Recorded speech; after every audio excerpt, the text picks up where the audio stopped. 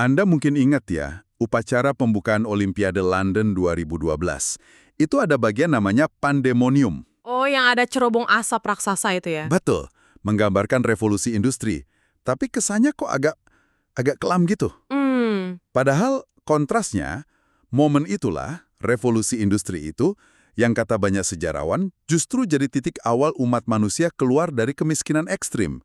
Kemiskinan yang udah ribuan tahun mencengkram loh. Benar. David Landes bahkan bilang orang Inggris tahun 1750 itu gaya hidupnya lebih mirip legioner Romawi zaman Caesar daripada ya sama cicitnya sendiri beberapa generasi kemudian. Perubahan yang cepat banget ya berarti. Cepat sekali. Dan perubahan itu, itu jadi dasar apa yang kita sebut Anglosphere. Ini nggak cuma soal geografi ya. Inggris, AS, Kanada, Australia, Selandia Baru. Bukan cuma negaranya aja. Bukan, lebih ke kelompok negara yang berbagi warisan institusi, ekonomi, budaya, dan pastinya bahasa Inggris. Bisa dibilang, inilah zaman keemasan yang lagi kita alami sekarang. Zaman keemasan kita. Ya, yang dibangun di atas fondasi industri, terus penghargaan pada individualisme, sama ada semacam keberanian, atau mungkin kenekatan gitu ya, buat menentang batasan-batasan lama. Impertinence ya, kalau pakai istilah aslinya. Persis. Ini hasil evolusi panjang loh, nggak tiba-tiba muncul gitu aja. Menarik banget kata keberanian atau impertinence itu. Nah, dalam penelusuran kita kali ini nih, kita mau kupas bareng Anda, gimana sih Anglosphere ini bisa terbentuk? Kita lihat akarnya ya. Kita lihat akarnya di sejarah Inggris. Terus gimana ide-ide itu nyebrang ke Amerika? Berkembang di sana, apa aja pencapaian utamanya? Dan juga, gimana kita bisa lihat pola-pola dari zaman keemasan sebelumnya. Yang, wah, ini mungkin nggak terduga buat banyak orang. Belanda. Nah, ini dia. Salah satu lika-liku sejarah yang paling berpengaruh bisa dibilang. Nasib Inggris dan ya ujung-ujungnya dunia bisa jadi lain banget ceritanya tanpa intervensi Belanda tahun 1688. Peristiwa yang dikenal sebagai Glorious Revolution. Revolusi Agung ya, Yeah. walaupun sebutannya agak hasil branding juga sih. Oke. Mari kita bedah ini. Kenapa gitu? Belanda, sebuah republik Protestan, kok merasa perlu intervensi militer ke Inggris? Yang waktu itu rajanya Katolik, James II. Ada ketakutan besar, Mas, di Belanda waktu itu. Mereka khawatir banget James II ini bakal bersekutu sama Louis XIV dari Prancis. Sama-sama Raja Katolik ya? Betul. Dan Louis Max keempat ini baru aja mencabut Edict Nantes. Itu kan jaminan toleransi buat Protestan di Prancis. Jadi kalau Inggris sama Prancis gabung, wah itu ancaman eksistensial buat Republik Belanda. Negara kecil tapi kaya raya ya saat itu. Persis. Ancamannya ya militer, ya ekonomi. Apalagi Prancis sudah pasang tarif tinggi, nyita-nyita kapal Belanda juga. Jadi pemimpin Belanda waktu itu William of Orange, yang notabene menantunya James kedua sendiri ya. Iya, istrinya anak James kedua. Dia lihat invasi ini sebagai langkah defensif, tapi juga ada peluangnya gitu. Mencegah aliansi musuh, amankan Belanda, sekalian mungkin dapat sumber daya Inggris buat lawan Prancis. Tepat sekali. Ini bukan cuma rebutan tahta biasa. Ini manuver geopolitik yang rumit dan berisiko tinggi banget. William itu butuh dukungan dari banyak faksi politik di Belanda, yang seringnya berantem sendiri. Nggak gampang pasti nyatuinnya. Belum lagi dia butuh undangan resmi dari beberapa bangsawan Inggris yang udah nggak serak sama James II. Terus operasinya sendiri, pendaratan 188 itu, skalanya masif loh. Armadanya lebih besar dari armada Spanyol yang terkenal itu. Wow, dan hasilnya gimana? Sukses? Sukses besar. Pendaratannya lancar, dukungan buat James II langsung rontok, dia kabur, William masuk London hampir tanpa perlawanan, tapi yang penting bukan detail invasinya sih. Tapi dampaknya ya? Nah, itu dia. Dampaknya luar biasa.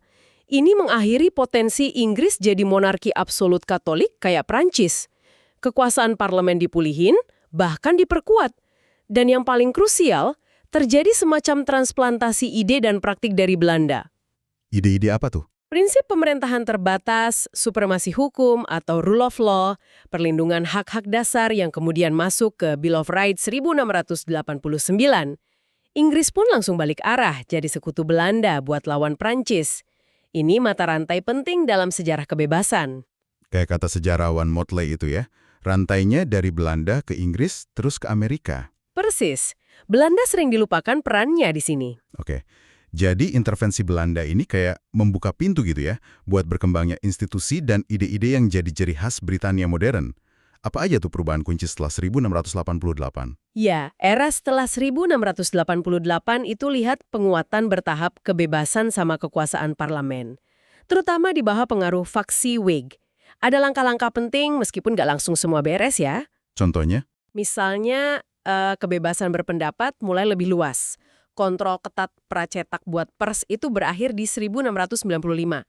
Nah, ini langsung memicu ledakan pamflet, koran, debat publik yang seru banget. Seringnya di kedai kopi ya? Betul. Kedai kopi jadi pusat tukar ide. Terus pengadilan juga jadi lebih independen dari campur tangan raja lewat Act of Settlement 1701. Penyatuan dengan Skotlandia tahun 1707 juga sering disebut penting nih, kenapa itu? Oh, itu penting banget. Ini bikin pasar tunggal jadi lebih besar. Terus memungkinkan aliran bebas orang. Dan yang lebih penting lagi, gagasan antara Inggris dan Skotlandia. Waktu itu Skotlandia lagi on fire ya secara intelektual. Banget. Lagi puncak-puncaknya pencerahan Skotlandia. Ada filsuf David Hume, ada Adam Smith, bapak ekonomi modern. Universitas di Skotlandia kayak Edinburgh, dijuluki Athena dari utara, itu malah lebih dinamis daripada Oxford Cambridge waktu itu. Wah, menarik. Energi dari utara nyebar ke selatan ya? Iya, ngasih sumbangan besar banget. Selain institusi formal, ada juga faktor informal nih katanya.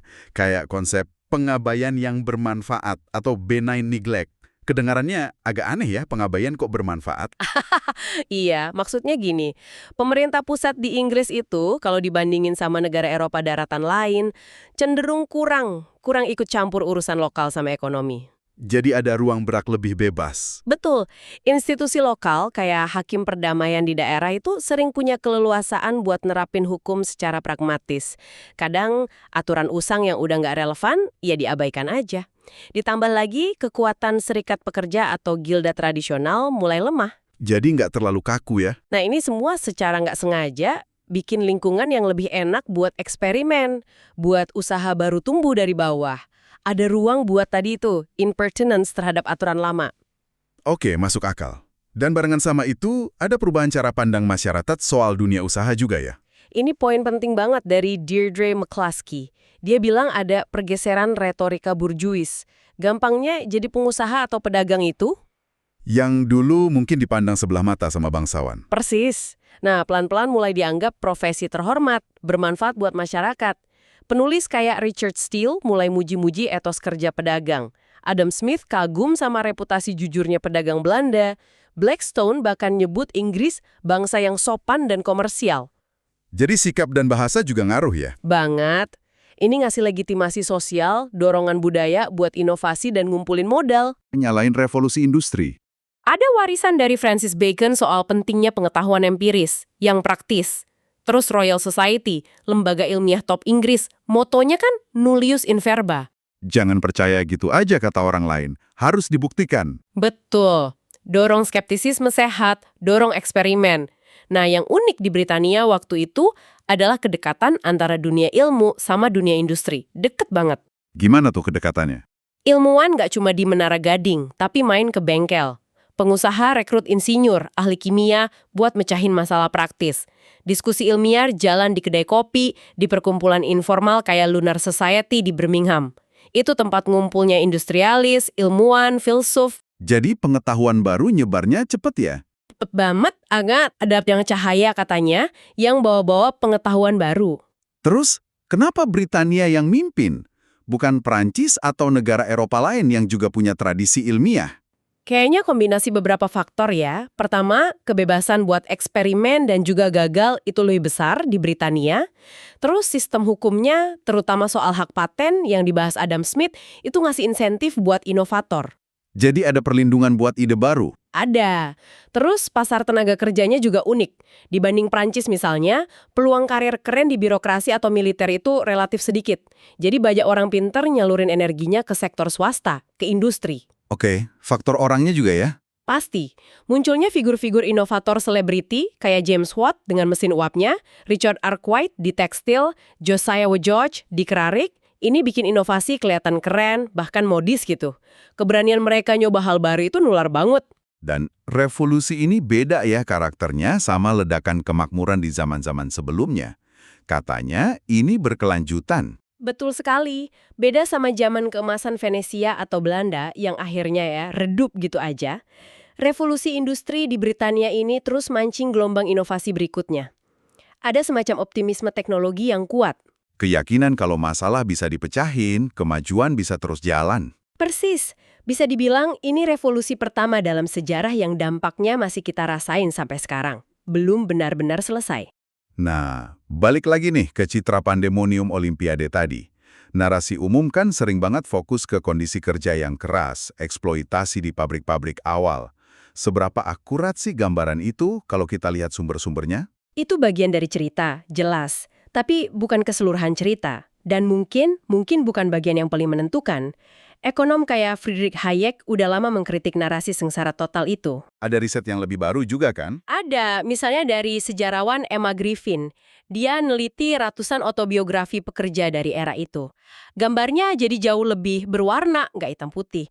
Tentu kondisi kerja berat kalau dibanding standar sekarang. Jelas beda ya. Tapi buat banyak orang yang pindah dari desa, kerja di pabrik itu pilihan rasional. Gajinya lebih tinggi, hidup lebih stabil, ada harapan masa depan lebih baik dibanding miskin absolut dan nggak pasti di desa. Jadi ada elemen pilihan dan harapan di sana ya, bukan cuma keterpaksaan dan penderitaan aja. Griffin nemuin gitu. Banyak pekerja di tulisan mereka malah ya bersyukur gitu atas peluang baru, atas standar hidup yang naik yang mereka alami atau lihat. Judul bukunya aja Liberty's Dawn, Fajar Kebebasan. Menarik judulnya. Mereka lihat itu sebagai langkah maju, bukan mundur. Coba bandingin sama Irlandia pas kelaparan besar di pertengahan abad 19. Populasi naik pesat tapi nggak ada industrialisasi. Hasilnya, bencana kelaparan massal itu alternatif yang jauh lebih buruk kan? Iya, kebayang.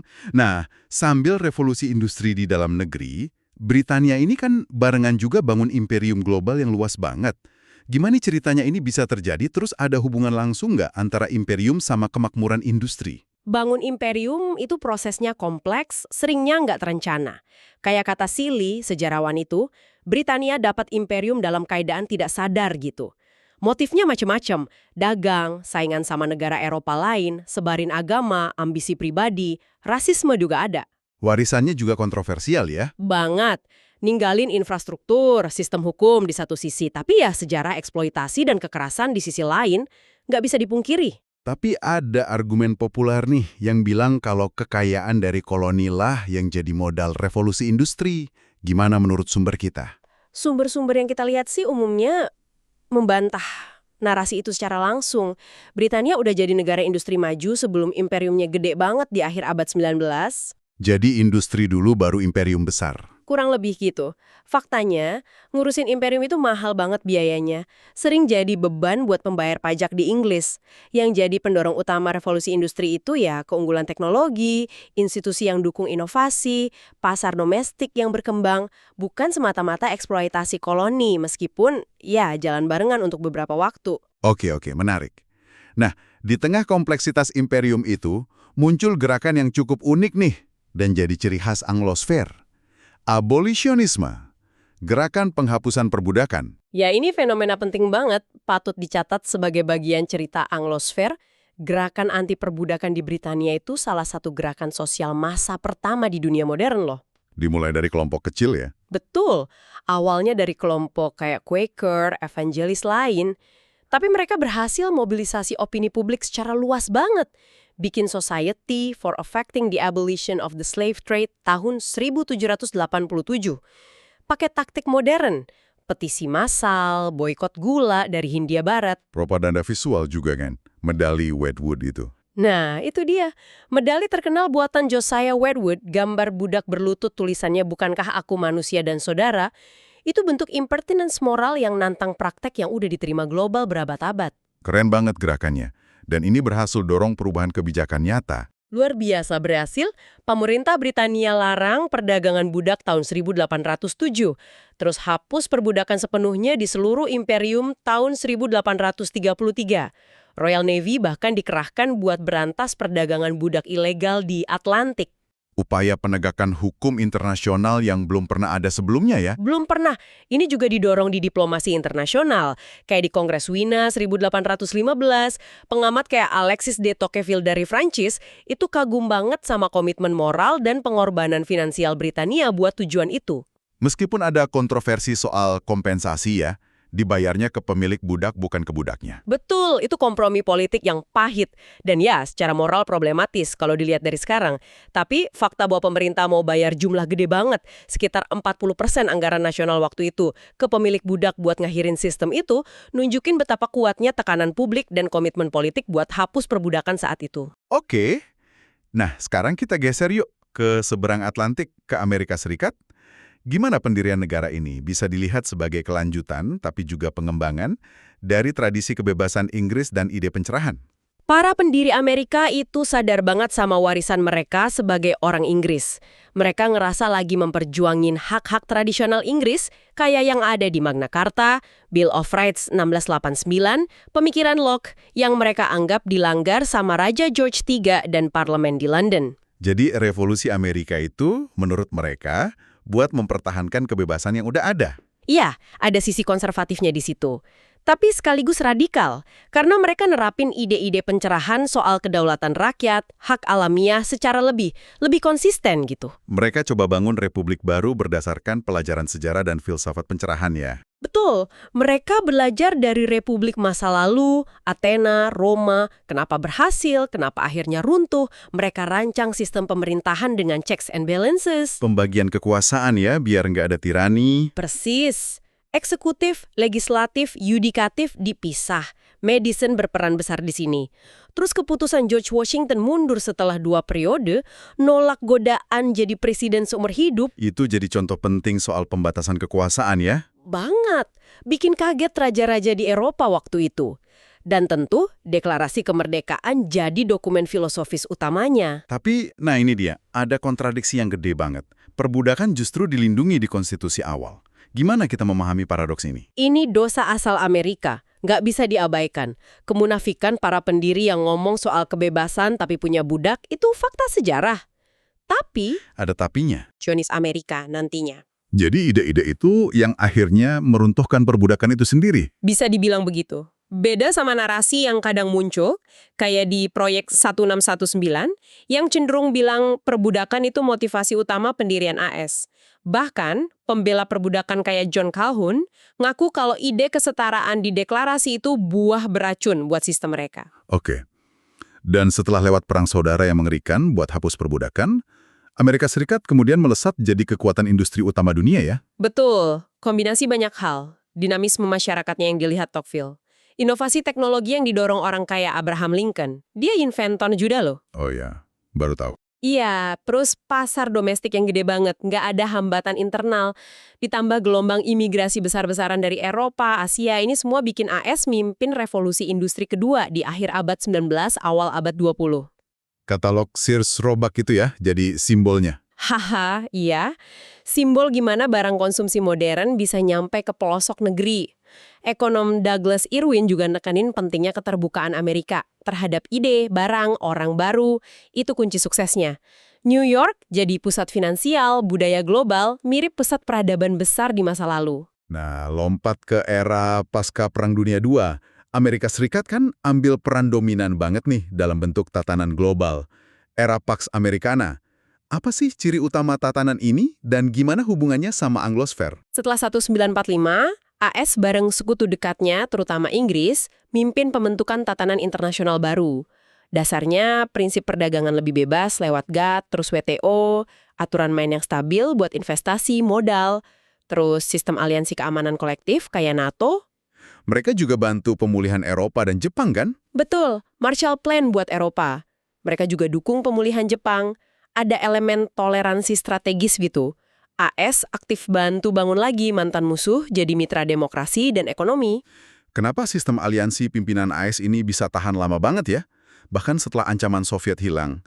Apa ini semacam imperium informal? Beda sih sama imperium klasik yang pakai paksaan langsung. Daya tahan sistem ini lebih karena, ya, kepentingan bersama. Banyak negara nggak cuma Anglosphere, tapi Eropa, Asia juga lihat untungnya gede ikut sistem ekonomi global yang terbuka, relatif aman di bawah payung keamanan AS. Jadi ada keuntungan bersama ya? Iya, tentu ada gesekan, beda pendapat, tapi umumnya negara-negara ini lihat manfaatnya lebih besar dari biayanya. Tapi nih, sekarang kita dengar banyak banget diskusi soal tantangan buat tatanan ini. Potensi kemunduran Anglosfer juga. Apa ada gema dari pola-pola sejarah runtuhnya zaman keemasan sebelumnya? Tentu ada paralel yang bikin khawatir. Sejarah nunjukin zaman keemasan bisa berakhir karena macam-macam faktor. Ekspansi berlebihan, capek, overstretch, utang publik numpuk, muncul pesaing baru yang berhasil niru teknologi terus mantang dominasi. Kayak Tiongkok sekarang mungkin? Bisa jadi contoh. Terus perpecahan politik internal yang dalam, ketidakmampuan adaptasi sama tantangan baru kayak perubahan iklim, pandemi global, peringatan Lincoln soal bahaya terbesar Amerika datang dari dalam, bunuh diri institusional kok rasanya relevan lagi ya sekarang? Di tengah polarisasi saat ini ya. Betul. Jadi, kalau kita simpulkan nih, Anglosfer ini lahir dari momen krusial intervensi Belanda, diperkuat ide kebebasan dan inovasi dari Inggris dan Amerika, didorong kekuatan industri dan perdagangan, udah menghasilkan kemajuan yang luar biasa ya dalam sejarah manusia. Pencapaian yang luar biasa memang, tapi sejarah juga ngasih pelajaran keras, kemajuan itu nggak dijamin selamanya. Zaman kita sekarang ini, yang masih bisa dianggap bagian dari zaman keemasan Anglosfer, pada dasarnya rapuh. Kuncinya apa dong buat bertahan? Keterbukaan. Itu kayaknya resep penting buat ketahanan dan kemajuan berkelanjutan. Terbuka sama ide baru, perdagangan global, pergerakan manusia, kritik diri juga. Pertarungannya pada akhirnya mungkin ada di dalam masyarakat kita sendiri ya, antara dorongan buat terus adaptasi, inovasi, rangkul perubahan, lawan tarikan buat nutup diri, nyalain orang luar, pertahanin status quo yang udah usang. Dan mungkin itu pemikiran terakhir buat Anda bawa pulang ya. Sejarah itu penuh contoh peradaban atau zaman keemasan yang berakhir, seringnya bukan karena ditaklukkan dari luar, tapi karena luka yang ditimbulkan sendiri. Terlalu kaku, terlalu puas diri. Betul, terlalu takut sama hal baru atau kejebak perpecahan internal. Pertanyaannya kan pilihan sadar apa yang perlu kita buat sebagai individu, sebagai masyarakat, buat mastiin zaman keemasan yang kita nikmati sekarang ini, dengan segala kurangnya, bisa belajar dari sejarah. Bisa hindari filter status quo itu dan terus adaptasi serta berkembang, bukannya malah meredup kayak yang lain.